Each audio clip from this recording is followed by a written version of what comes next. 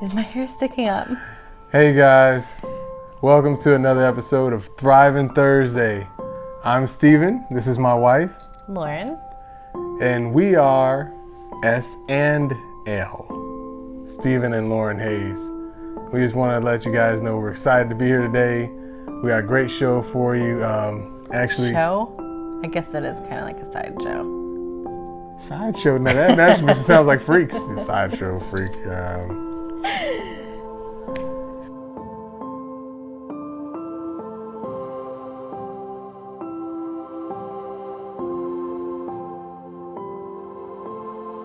But we just want to let you guys know that we got a great topic. So today's topic, my wife brought up, she wanted to talk to us about some emotions. And go ahead, I'm gonna let you bring it in. I was just thinking with like Halloween being today about people wearing masks. And of course, I don't know, I always feel like I think deeper on things, and I was just thinking about just everyday people wearing masks. And instead of really telling people how you're doing, just saying, I'm fine, but you're nearly not fine. And I was thinking about this today because as we were going trick-or-treating, I had a mom fail and I forgot all of their little pumpkin things. And I was feeling like, I'm failing at being a mom and I'm failing at this.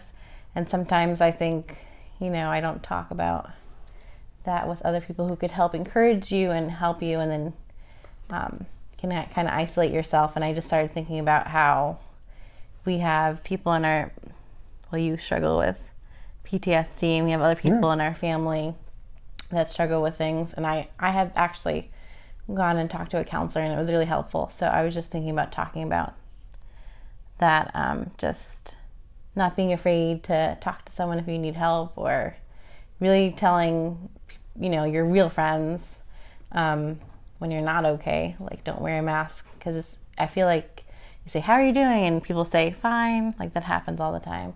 I'm guilty of it. I think we were just talking about that at church too. Was that this last week? No, I don't know. Last week.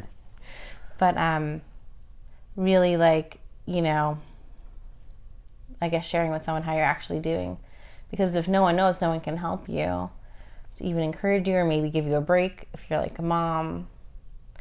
And it's just, stressful. Or just I don't know what else. Yeah, so like she said, so looking at like emotions and wearing a mask, like a masquerade ball kind of thing. You're wearing a mask in order to mask your feelings, to mask how you truly feel, and then you tend to give that blanket answer. It's when you're doing that that small talk, you don't really go deep.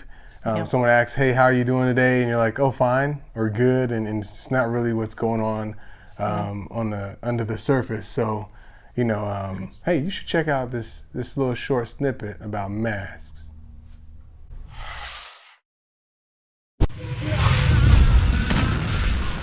What? I figure I'm gonna throw a little short snippet about masks in there, so now they know to watch the little short snippet. I just thought about that. Okay. I just came up with that. It just off my head. I was just gonna say, can I ask you a question? Do you think with your PTSD it got worse because you kind of put on a mask that everything was okay, and that it could have been not gotten as bad if you had reached out? Like, what do you feel about that?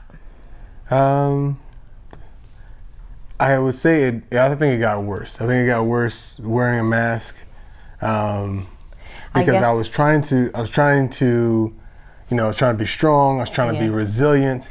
I was trying to take care of you. I guess we should say for people, because maybe people are watching this that don't know who we are, or know about us, like that you have PTSD from combat stuff, because I didn't explain that part. But. Oh yeah, good point. Okay, so a little bit of background. So we're rewind it. We're gonna rewind a little bit. 12 months were in Iraq. Yeah, 12 months in Iraq, United States Army. I was a 56th Mike chaplain's assistant, deployed with an infantry unit. We were a striker combat brigade. And it was intense. It was definitely intense. There was not very much downtime. Yeah, day in and day out of people trying to kill you, basically, and just I think also taking care of soldiers and stuff, and seeing things like injured people and people that were deceased and stuff like that. doing memorials and funerals. So a lot of people, I guess, don't think about that part that kind of goes into a kind of a caregiver role for like chaplains and chaplain assistants. We have many friends that are chaplains and chaplains assistants, and or former, and some current, I guess. Yeah, and I definitely took on like a counseling role as well. I wasn't officially a counselor, but in some cases that's exactly the role I had to play in the absence of a chaplain, or sometimes as an immediate, in order to get the individual to a chaplain, just trying to keep them safe or trying to help calm the situation while we waited, while I went and got a chaplain. But yeah, it was definitely a lot of counseling that was done. Memorial services. I was in charge of the chapel when we were deployed, so there was a lot of responsibilities going along with that. But yeah, it was quite intense. It was what would I say? I would say that it was a very big challenge. Yeah. But yeah, the masks were definitely in play because I wanted the soldiers to feel like when they came to me that I had it together. That was the idea. It was like, they're coming to me looking for spiritual guidance, even though I wasn't the chaplain. And I was very quick to tell them, look, I'm not the chaplain. Yeah. You're looking for the chaplain, and I can get you an appointment with the chaplain, or I get the chaplain out to where you are, but I am not the chaplain. I am the chaplain's assistant. My job is to protect him and to make sure that we provide good religious support to everyone, different faith denominations. But I think to get through just the day-to-day struggle, most soldiers kind of do the same thing. But I'm even talking about, and it's understandable, you have to keep on facing this danger that never kind of goes away. But more so when you got home too, I think, right? Because, after I got back, and I think that happens a lot. And I think it kind of even happens for me, like, oh, how's it going with you? And yeah, it's going great. And it was like a little bit not going great. But it was, it was just, I don't know why. I said that I guess I didn't want people to think, we were in trouble or something. But I mean, I never actually knew what was going to happen. Like, I didn't know what was going to happen because there's some really bad low points. Yeah. But I feel like when I was able to kind of open up and talk to closer friends or, family and tell them, like, I don't know what's going on, or I don't know, what's going to be happening after this, if you're in treatment or whatever. I think it helped relieve some stress and stuff off my shoulders just to be able to share that with someone. Not that they could really do anything with it. Like, definitely not saying that you need to take on someone else's problems, but just being kind of an ear for them because, that's mainly what counselors do anyways. They guidance. Yeah, they guide, but they listen because some, try to have a, I don't know, unbiased perspective. I don't know. Everyone has a bias, but you know what I'm saying? They try to listen, and sometimes people can't tell close people that kind of stuff. So if you don't have someone you feel comfortable to tell that you're not doing okay, or you're really struggling, you might be depressed or whatever, I think you should definitely try to find a counselor, someone who can help you if it can't be like a close friend or family member. And if you check out our video, you go to the playlist, you can find it on Facebook or YouTube. If you check out our video that we had last suicide time. hotline, I think. Yeah, we had a suicide hotline on there. We also had a hotline for counseling. So there's counseling services for those that are, we talked about like grieving last time. So those services are also available for needing counseling when you're dealing with major issues like we're talking about with your emotions and wearing masks. So, whereas PTSD, depression, just anxiety, things stress, like that. I guess, right? Yeah, regular stress. Yeah, because it doesn't always have to be an extreme.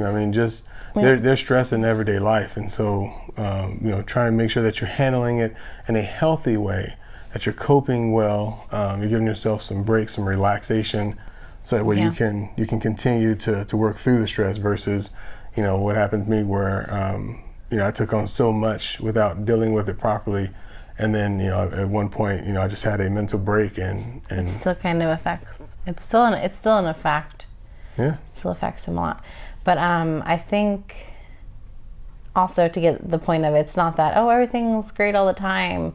Like, I don't ever want to give that impression about our lives being perfect or like we have it all together and all figured out.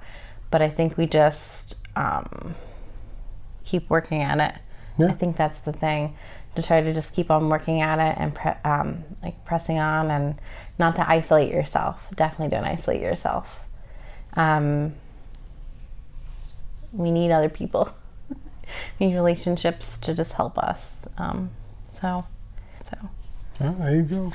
That's it. I mean, really, what we wanted to make sure we share with you, this thing about wearing a mask. So, like we talked about, for me, it was wearing a mask to try to feel better. Sometimes it was wearing a mask just to do just that. I'm excited. I'm pumped. I'm going into work, and I got to be excited about what I'm doing. Even if I wasn't feeling that way. And the old term that we had in the Army was "fake it till you make it." False motivation is better than no motivation, kind of thing. And so I was trying to get myself pumped up, and really it was a mask. Sometimes you need to take a step back. I mean, I think you should still try to be positive. I'm not saying don't be positive. Exactly. I'm just saying also be realistic. You might need, like, if you need to get help, it's okay. Yeah. And there's nothing wrong. I think sometimes people, even in like faith-based groups, like we're Christians, feel a little bit awkward with that because they don't want people to judge them or say like, oh, you don't have enough faith in God. And I would just say that like you can have faith and still have a struggle. Like there's plenty of examples of that too, even in the Bible we follow. King David struggled with it. I would just say like, I mean, you can definitely, like, it's not that we stop praying about it ever. Yeah. But just keep. Yeah, we keep praying for healing. Using other things too, like what's it called, like holistic approach. Yeah, holistic approach to help. So we're talking about the mind, the body, and the spirit. We're not just trying to, heal one area of the body. You want to get that holistic approach to healing. So we're doing things for my spiritual healing and prayer, and then we have physical healing. I'm doing a physical therapy. Like checkups too. Yeah, I think that's good to have like a checkup. I do. To be honest, I do self-checks. Yeah, and I ask you. Yeah. And I mean, and sometimes you can look at me and tell. Yeah. I mean, we had an issue today. We were out, and someone would just, like, I was already dealing with a lot because I didn't want to be out, but we're out, and then there was a lot of screaming going on. Not just other kids. Our kids were first screaming, and then we get there, and we get out the van. I put on my mask and try to reel it in and let the kids have some fun on Halloween. And like there was some other kids screaming and tantruming, and it just took me back. I just I was trying to stay in the present, and it was difficult. Yeah. So I realized I was definitely wearing a mask at that time, and Lorin was asking me, "Am I okay?" And I was just trying to, not have a complete meltdown in the middle of the church during the Halloween function. Yeah. So. It got better. Let me just, so y'all not worried too much about it. It got a little bit better. We stepped out. I was able to step outside and catch my breath, relax a little bit, bring it down. Got something to eat because I was also hungry. Hadn't eaten dinner yet. Hangry. You're hangry, maybe. So that was definitely something that was that was definitely part of it. Doing my breathing exercise, and I brought the bottle of oil, the whole bottle, because my bracelet broke. So I had to bring the whole bottle of oil, and I was over there sniffing some stress away, trying to calm down. But essential oils. Yeah, so I feel like I got a little calmer, and I toughed through it. But I mean, we're talking about masks for a reason. It has to do with emotions, and for my wife, like I'm trying to not put on the mask and disguise myself from her. But I know I'm guilty of doing it out in public.